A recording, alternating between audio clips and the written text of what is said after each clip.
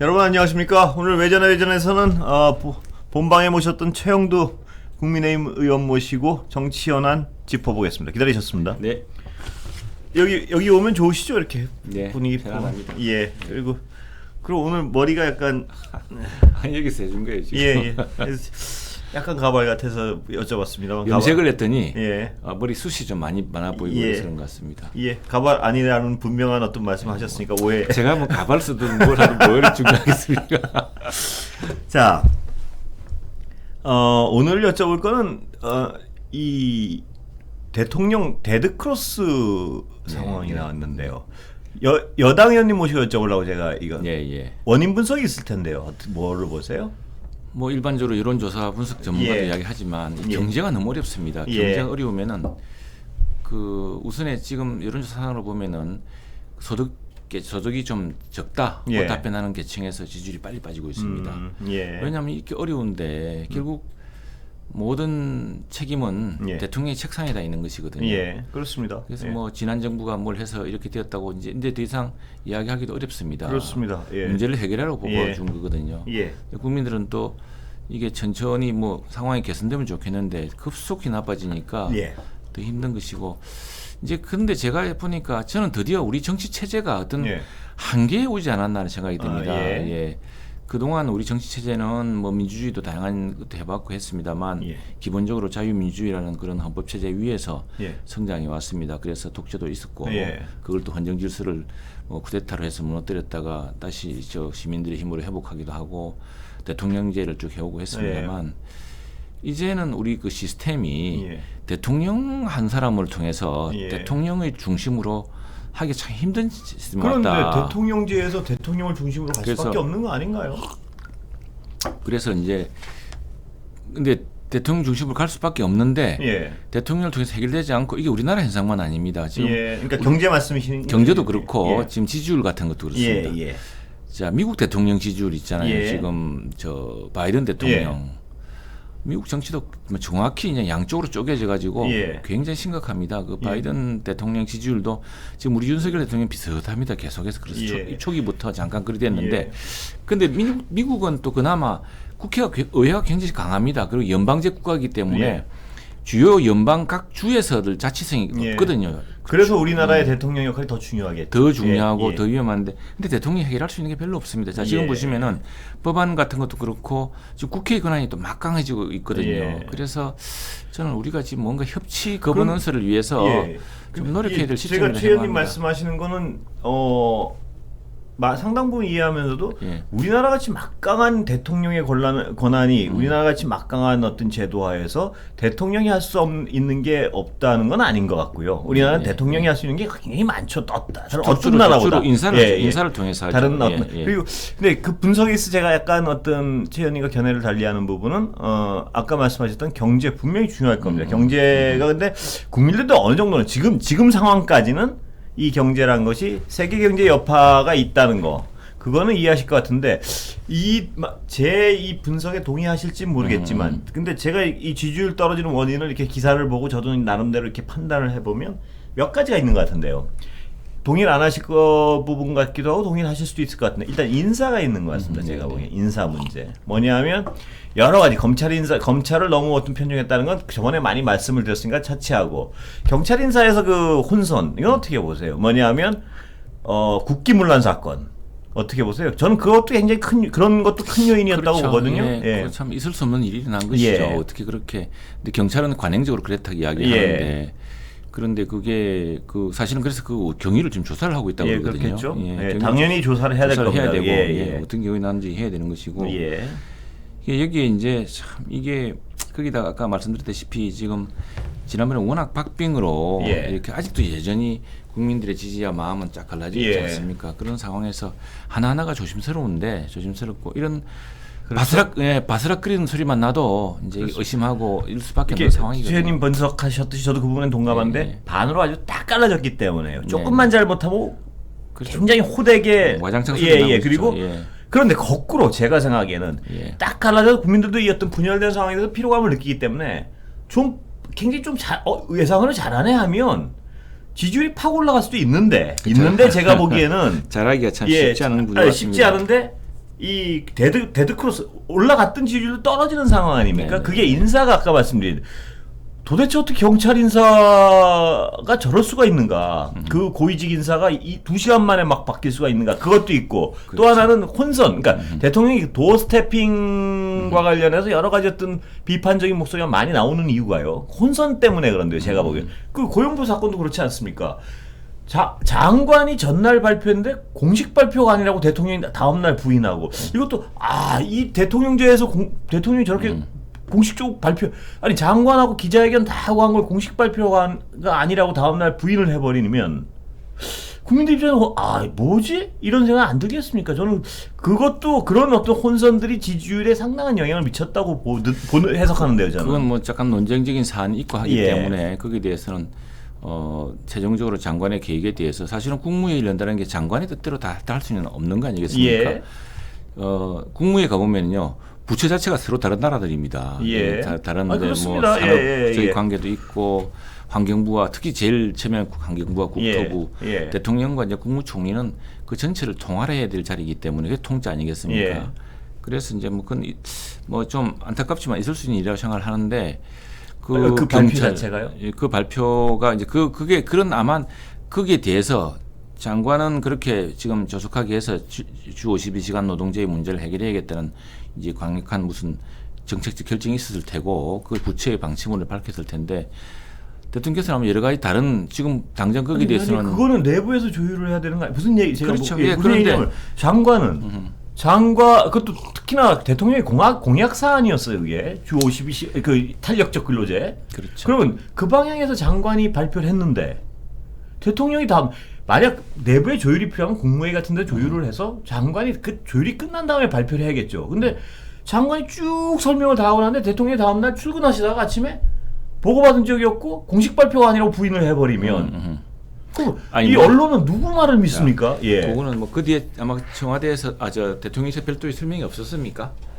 그 뒤에 그 문제에 대해서 저도 뭐 계속 보지는 않았는데 아마 설명이 있었겠죠. 설명이 있었는데 별다른 이해가 안 됐죠. 그런데 이제 그거는 지금 보시면 아시겠지만 왜냐하면 최종안이 아니었던 설명이었는데 그걸 설득이 안 되니까요. 예. 그런데 그게 지금 대통령의 공약이기도 했고 그렇게 가려고 했는데 지금 주로 노동단체하고 진보적 매체들에서 비판하고 있습니다. 그래 되면 당연히 있겠죠. 있다. 그런 비판을 오히려 대통령이 듣기 때문에 그까지 그만해보겠다고 생각한다면 그 자체를 나쁘게 볼 수는 아니지 않습니까? 대통령의 신중함에 대해서 제가 여쭤보는 게 아니고 그리고 장관이 한 방향을 잡고 발표한 사안을 대통령이 다음날 이거 공식 발표가 아닙니다. 난 보고받은 적 없습니다. 최 의원님 말씀대로 그게 그 어떤 그 방향에 문제가 있다는 지적은 많죠. 그렇다면 국무회의나 어떤 내부 조율을 거쳐서 장관 이렇게 다 어떤 결론난 어떤 사안을 장관한테 발표하세요 하면 발표하고 그게 정부 방침이 되고 이게 정상적인 어떤 정부의 절차인데 지금 뭐 그 문제도 좀 약간 혼선이 있긴 했는데 그 문제 때문에 지금 우리 그 앵커 이야기하듯이 지지율 문제라든가 영향이 아닌 것 없다고 같고 보세요? 아니 그 문제보다 더 큰 거는 이제 경찰의 인사 난맥상이죠. 이건 정말 조사를 해가지고 왜 이런 게 나왔는지 그리고 그래놓고 경찰청장 지금 사표도 안 내고 휴가 가버렸습니다. 사의만 표시를 하고. 철저히 한번 조사해봐야 될 겁니다. 그리고 그 경찰청장이 이 사안을 잘 알 수 있는 사람이거든요. 그런데 이렇게 무책임하게 하는 것도 참 이거 어쨌든 이 모든 책임이 그래도 대통령이 다 지는 겁니다. 그냥. 그렇습니다. 경찰청장이 이렇게 해서 무책임하게 해도 대통령 책임이고. 근데 최 의원님은 여당이시니까 경찰청장이 무책임하게 했다고 이제 규정을 딱 하시는데 뭐 의심하는 쪽에서는 그게 경찰청장이 장난했을까? 그 가능성이 많을까? 아니면 다 인사안이 나온 거를 어떤 수뇌부에서 누군가가 뒤집었을까? 이 가능성이 많을까? 그러니까 지금 조사해봐야겠죠. 근데 만일 정부나 저 대통령실에서 뭔가 그런 잘못이 있었다면 조사하자는 이야기를 할 수 있겠습니까? 아니요, 그건 조사해봐야 될 겁니다. 그럼요. 조사해봐야죠. 그러니까 이런 어떤 제가 여쭤보는 게 이런 난맥상들이 여론에 어떤 영향을 미치지 않았을까? 맞습니다. 분명히 있었을 겁니다. 이런 그보다 그것도 그거지만 더 큰 것은 정말 지금 경제적인 어려움 같은 거. 그것도 있겠죠, 분명히. 제가 요즘 동네 가면은 무슨 말을 하기 어렵습니다. 그러니까 딴 나라 이야기하는 거예요. 거기다가 우리 당에서는 또 무슨 엉뚱한 그렇습니다. 뭐 징계 논의도 있죠. 예, 또 그렇습니다. 뭐 야당은 야당대로 또 야당 지지하는 사람들 얼마나 많습니까? 예, 예. 그런데 야당은 야당대로 저렇게 수렁에 빠져 있죠. 그러니까 예. 정치에 대해서 사람들이 되게 굉장히 지금 염증을 갖고 있고 이제 분통을 터뜨리는데 저는 어느 예. 시점에 오면은 사람들이 정말 분노가 폭발할 거라는 게 걱정입니다. 그럴- 걱정이고. 예. 근데 이제 민주당은 아까 우리 기동민 의원도 말씀하셨지만 민주당은 어쨌든 지금 그 패배의 늪에서 벗어나야 되는데 그 방법을 둘러싸고서 그 책임과 방법을 둘러싸고서 논쟁 중이죠. 논쟁 중이지 예. 않습니까? 참, 그 우리 뭐라 할 수 없지만은 그것도 참 답답한 대목이고 우리가 볼 때는 예. 어쨌든 민주당이 딱 이렇게 대우가 정비돼 있고 정책적으로 있으면 사실 다수당이 많이 이끌어갈 수 있거든요. 우리가 예. 우리가 뜻대로 어떻게 합니까? 뭐 아무리 하려 그래도 민주당이 딱 딱 수업시켜 버리면은 아무것도 할 수가 없는데요. 뭐 예. 타협을 해 나가야 될 테고. 타협을 해나가셔야죠. 그렇죠. 법사위 문제도 그래서 사실은 거의 뭐 왔다고 생각합니다. 민주당이 왔다고 생각하는데 뭐 스스로도 강경파들한테 너무 이끌리는 것이 아닌가. 아까 내가 임대차 3법 이야기를 길게 한 것은 예. 전세가 모든 것의 문제다. 모든 악의 근원이다라는 예. 생각이 있었습니다. 임대차 예. 3법에서 전세 예. 가격하고 할 때는. 근데 전세라는 게 한편으로는 투기의 어떤 중간 수단이기도 했지만 그걸로 인해서 없는 사람들이 집값이 부족한데도 좋은 집에 살면서 다음 집으로 예. 키워나가던 그런 순기능도 있을 거거든요. 그걸 갑자기 딱 봉쇄해 놓으니까 지금 월세가 뛰고 뭐 그런 엄청 아니, 그런데 예, 마찬가지로 그 임대차 3법에 물론 어떤 법이 완벽하게 문제도 있었지만 그게 어떤 근데 긍정- 예. 근데 그게 내 이야기 왜 그 이야기를 하냐면은 거기에 대해서는 우리 뭐 저 이제 그만둔 윤희석 의원이 예. 뭐 연설을 통해서도 이야기하고 했지만 수많은 우리도 대책 경험이 있기 때문에 당시에 논란이 많았거든요. 그래서 이렇게 하면 부작용이 있을 것이다. 예. 진짜 바로 부작용이 그대로 나타났어요. 예. 그런 것들이 왜 그러냐? 국회 입법 과정에서 지금 민주당은 아무렇지도 않게 그게 왜 그것 때문에 그러지만 아니요. 그게 저는 굉장히 그 법안 처리하는 과정에서 그게 과연 그렇게 밀어붙일 법이었나? 우리가 그 법에 반대한 것도 아니고 그 법의 부작용을 우리에서 이렇게 했던 것인데 입법 목적 달성 무슨 뭐 고지 달성하듯이 밀어붙이는 과정에서 결국 법사위라는 것이 그 민주당이 최초로 그 저게 2000년대 후반 노무현 대통령 시기에 도입될 때 바로 그런 취지로 도입된 거거든요. 그래서 그걸 다시 원위시키는 저도 하나 뭐 저는 임대차 3법에 대한 얘기를 더 여기서 길게 하는 건 좀 그런가 하고 하나 좀 여쭤볼게요. 저도 제가 정말 근원적으로 좀 궁금해하는 것 중에 하나가 이 현대 민주주의는 다수결의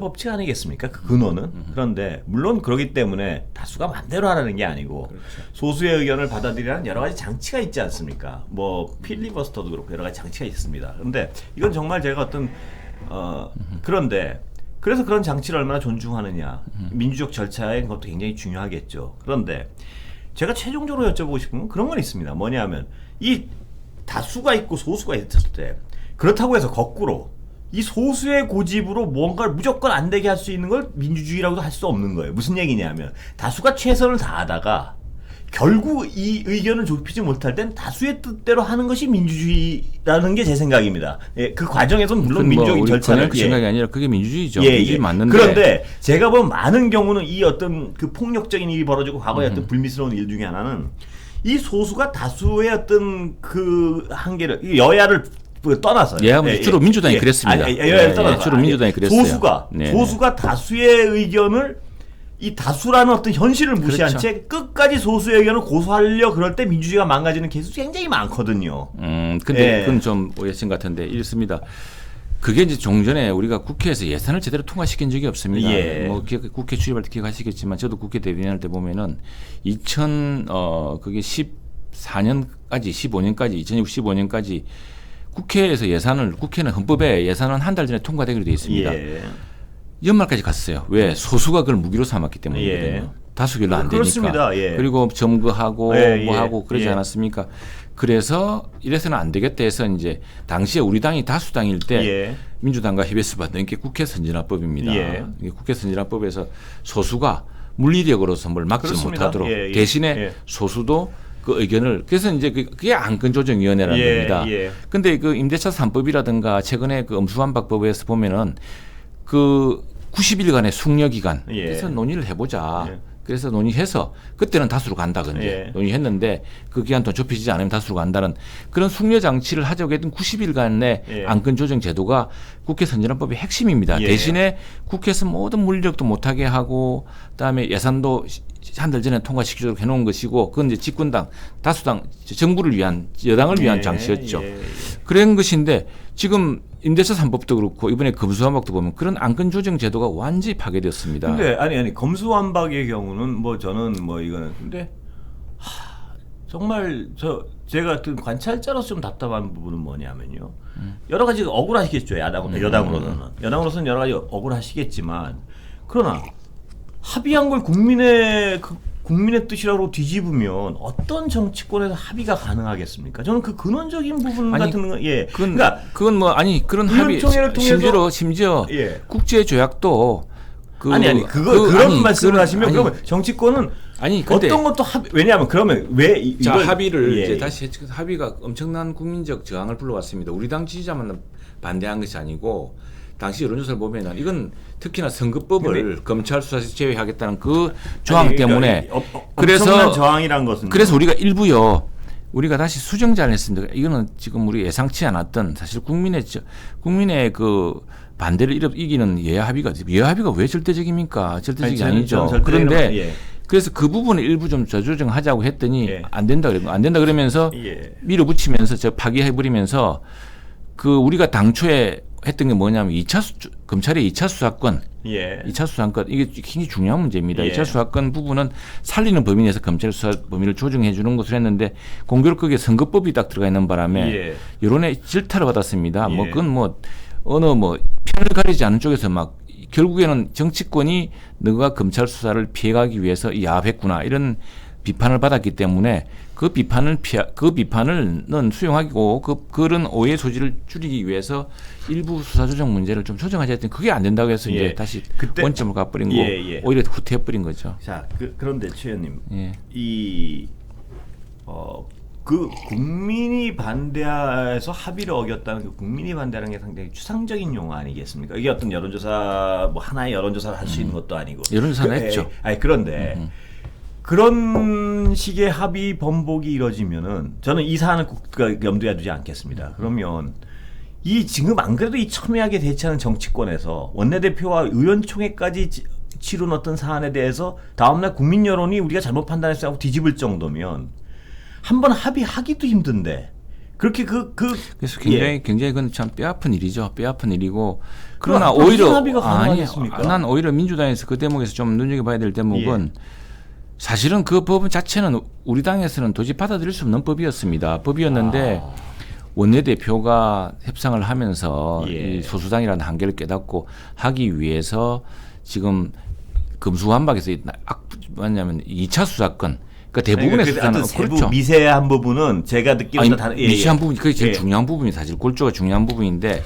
그 부분을 이제 저쪽에서 양받은 조건으로 이렇게 맞춘 거예요. 수사 조정은 지금 6개 범죄 아닙니까? 그걸 2개만 빼는 걸로. 근데 이제 원래는 3개인가 이렇게 하려고 그러다가 다 하자 그러니까 우리가 할 수 없어서 그럼 2개는 남기고 이렇게 했던 건데 거기에서 이제 선거법 사건이 딱 들어가는 바람에 이게 선거법 사건하고 그다음에 공직비리 사건. 제가 여쭤보는 건 만약에 그래서 나는 사실 민주당도 그 문제에 대해서 민주당은 이제 완전히 이 검찰 수사를 박탈하기 위해서 밀어붙인 것이고 우리는 그러니까 그분은 워낙 어떤 팩트에 대한 설명도 다른 부분이 있어서요. 제가 그런데 제가 여쭤보는 건 그렇다면 앞으로 어떤 합의를 하거나 다음날 예를 들어서 의총까지 다 통화했는데 다음날 이거 약간 생각해보니까 아닌 것 같아. 그러면 국민 여론이 이거 아닙니다. 이러고 뒤집기 시작하면 어떤 합의가 가능하겠습니까? 그럼 그걸 뭐하러 합의를 하나요? 그러니까 이게 정치란 게 약속을 하나하나 더군다나 이게 또 원내대표가 그냥 일방적으로 합의한 게 아니라 의총을 거친 사안 아닙니까? 그러면 의총까지 거친 거를 뒤집을 수 있다면 앞으로는 어떤 합의를 민주당이 거대 정당이고 이걸 다 떠났어요. 정당과 정치가 기능할 수 있나요? 저는 그런 합의가 불행한 사태지만 그런 전례가 없었던 것도 아니고 또 문제는 뭐냐면은 그것이 뭐 사사로운 이해관계라든가 이런 게 아니라 국가의 그 큰 형사제도를 바꾸는 문제에 대해서 경론 속에 있다가 우리 여당의 원내대표가 이 정국을 풀어나가기 위해서 부디하게 했는데 그것이 더 큰 국민적 저항에 지금 직면하게 되었으니 그래서 그걸 부분적으로 그럼 조금 재수정을 하자라고 다시 요청했더니 그게 이제 이런 지하에 거절당하면서 부분에 대해서 오히려 당초에 우리가 막으려고 해서 일부 수정했던 부분이 다시 원인이 되고 말았거든요. 그렇기 그 부분에 때문에 대해서는 그 팩트 전개 과정이 뭐 근데 제가 어떤 저쪽에서 주장하는 거랑 약간 달라서 제가 거긴 뭐 최 의원님 말씀은 공방. 그러니까 그런 어떤 근원적인 문제 의식은 있고요. 제가 그렇죠. 근데 이제 이런 겁니다. 그러니까 제가 오늘 여쭤보려는 건 사실 여당 의원님들이 가지고 있는 이 데드크로스에 대한 어떤 그 위감이 뭔가를 제가 좀 이렇게 여쭤보고 좀 위기감이 크죠. 위기감이 예. 크죠. 제가 아까도 이야기했지만 제가 지난 5월달에 대통령이 이제 취임한 뒤에 첫 추경을 하면서 우리 예결위를 했습니다. 예결위 할 때 전체 장관들이 다 나왔죠. 네. 뭐 총리는 그때 이제 아직 자리를 못 잡고 있었고, 그래서 그때 정말 장관 처음 보는 자리에 임명된 것이죠. 축하한다고 하기가 어려울 정도로 나라가 어렵고 큰 파도가 밀려오는데 앞으로 정말 큰 이제 역사적 짐을 지게 될 것이다. 이걸 정말 슬기롭게 해달라고 할 정도로 지금 어려운 상황인데 정말 이게 뭐 그러니까 그 데드크로스 정도의 문제가 아니고 그보다 더 심각하게 그 경제 문제도 아마 지금 세계적인 상황이 인플레이션에 또 미국 금리 올린다 그러지 우리로서는 또 안 올릴 수도 없는데 과계부채는 많지 뭐 이런 상황이란 걸 국민들도 충분히 이해할 텐데 그 부분도 아까 그 지지율 데드크로스의 하나의 영향인 것 같은데 대통령께서 말입니다. 도스태핑에 나오셔가지고 왜 방법 없어요? 이거 다 외부적이 들리기에는 이렇게 해놓으니까 사람들은 그렇게 이야기했네 답을. 아니 딱 그 워딩은 아닌데 쟤는 보셨을 거니까 많이 어떤 뉴스에서 그러니까 뭐냐 이건 그러니까 제가 그 말씀에 처음부터 그래서 왜곡하지 않는 선에서 제가 기억하는 거는 어쩔 수 없다 지금은 이런 뉘앙스. 아니, 외부적인 요인이 커서 어쩔 수 없다는 게 있습니다. 최선을 다해서 극복하겠다. 아니 그게 아니죠. 어쩔 수 없는 부분이 잇따라서 비판을 받은 겁니다. 그러니까 그런 부분들이 그럼 뭐 한번 찾아보시죠. 그런 부분들이 이 국민들이 보기엔 말이에요. 안 그래도 진짜 아까 말씀하셨듯이 50대 50으로 다 깔려 있는데 뭔가 예상보다 좀 잘하면은 국민들은 너무 이렇게 왜냐하면 싸우면 50대 50으로 갈려서 싸우면 국민들은 피곤하기 때문에 그걸 국민들이 흡사 그 대립을 즐기는 게 절대 아니란 말입니다. 국민들은 50대 50일 때 이게 피곤하고 뭐가 되는 게 없으면 짜증이 나는데 대통령이 뭘 좀 잘하면 확 올라갈 수 있다고 봐야죠. 거꾸로 이 50대 50 이 기저효과가 있기 때문에. 그런데 경제는 이렇게 상황이 안 좋은데 어쩔 수 없다. 그리고 인사는 아니 오늘 그러니까 상당히 극단적으로 말씀하시는데 예. 그렇게 이야기를 하시면 안 되고 내 보니까 지금 어떤 부분 제가 지금 사람들이 지금 짜증나는 게 만일 정말 먹고 사는 문제, 경제 문제가 잘 돌아간다면은 그렇습니다. 사실 뭐 정치 우리 정치가 언제 한번 경제에 도와준 적이 있습니까? 우리 정치가 항상 이랬습니다. 어떻게 보자면은 그랬는데 지금 더욱이 지금 어려운 상황이 전례 없는 정말 그래서 퍼펙트 스톰이라고 하지 않습니까? 퍼펙트 스톰이란 말이 있을 수 있는 모든 악재가 한꺼번에 다 몰려오고 있어요. 경제에는요. 경제, 그렇습니다. 외교, 안보 뭐 그리고 우리가 그동안 어떤 국제 체제 속에서 누리는 안정과 평화라는 것도 위태롭게 되었고 지금 거기다가 뭐 이제 우리가 수출을 하면서 싼 데서 싼 물건 어려운 상황. 그렇죠. 뭐 지금 글로벌 스파이 체인 환율도 안 좋고요. 무너진 그런 상황에서 정말 어렵죠. 정말 어려운데 이제 이걸 우리가 대통령제라는 이 상황에서 대통령 한 사람의 대통령에 대한 말 한마디 이제 이런 것들이 많은 기대를 모으고 그렇습니다. 그건 뭐 그 대통령실이 이제 차츰 이제 시간이 지남에 따라서 저는 뭐 적응할 거라 봅니다. 거기에 대한 도스태핑 방식도 좀 어떤 개선을 하게 될 테고. 개선이 필요하다고 보시는 거죠, 저희는도 어떻게 보십니까? 이제 그 좋은 실험 아니었습니까? 거기에 대해서는 여러 가지 또 뭐 칭찬과 또 비판이 엇갈렸습니다만 그러나 대통령이 미국 대통령이 그렇게 하지 않습니까? 지나다니면서 다르다 그러니까요. 와서 다르니까.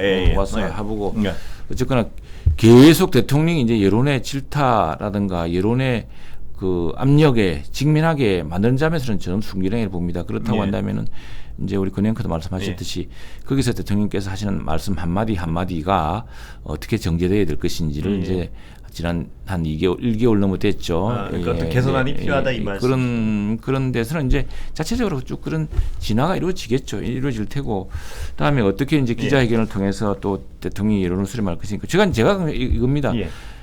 이게 지금 대통령제를 우리 선진국 중에 대통령 우리 같은 대통령이 하는 나라는 미국하고 우리밖에 없습니다. 그렇죠. 미국 대통령도 또 다르고 계속 또 다르고 예. 미국 대통령 우리보다 훨씬 대통령의 책임이 좀 뭐랄까 적죠. 권한이 좀 적습니다. 그렇죠. 연방제니까. 예. 근데 우리는 막강하거든. 막강한데 사실은 지금 국회가 딱 이렇게 해버리면 뭐 진행할 수정도 없습니다. 뭐 총리도 이제 지난번에 자칫하면 이상 유실될 뻔했는데 다행히 민주당에서 협치의 정신을 발휘해 주어서 했습니다. 그것도 많이 늦었는데 결국엔 저는 지금은 대통령 아마 이 한계를 절감하고 있을 겁니다.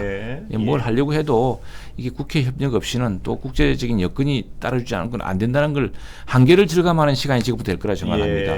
그렇다고 한다면 그럴 겁니다. 그런 국회도 이제는 저는 뭐 요즘 오늘도 질문지 있었던 것 같은데 안 나왔지만 무슨 개파 모임이네 이렇게 관심을 언론들이 많이 갖는데 그런 중에도 뭐 우리 의원들 여야 의원들 사이에서 좀 많이 하는 게 이제 좀 초당파적인 어떤 연구 모임 같은 걸 좀 합니다.